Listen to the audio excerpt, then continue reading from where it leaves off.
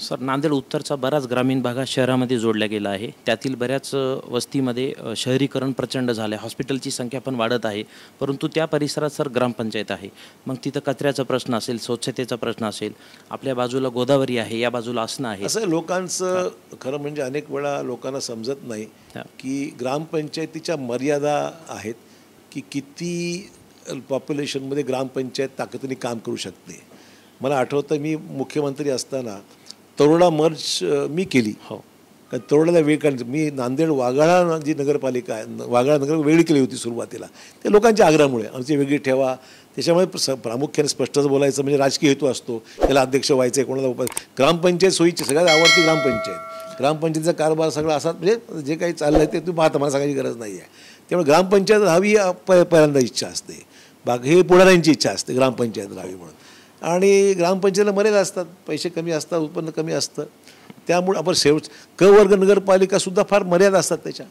त्यामुळे वाघाळ्याचा प्रयोग फसला होता आपला. आणि त्यानंतर आम्ही तो मनोहर जोशी साहेब असताना त्यांनी आम्हीच सांगितलं हे मर्ज करा. आणि नंतर नांदेड वाघाळा महापालिका निर्माण झाली. तरोड्याचा मर्ज मी मुख्यमंत्री असा तरोडा एक इथे घेऊन टाकला. कारण तरोडा सुरुवात एवढे पैसे लागतील, टॅक्सेस लागतील, अमुक होईल तमुक. आता काय सगळे खुश, दे आर हॅपी. तरोडा नांदेडमध्ये झाले. तरोडा आता नांदेडचा भाग झालेला आहे.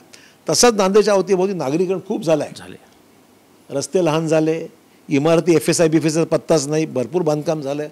सगळं 90% अनऑथराईज बांधकाम आहे. ते कसं होतं ते मला सांगायची गरज नाही, सगळंच कार्यक्रम चालू आहे. त्यामुळे अल्टिमेटली जी परिस्थिती आता सराफ्याची एकेकाळी होती, आज सराफा मोठा केला आम्ही.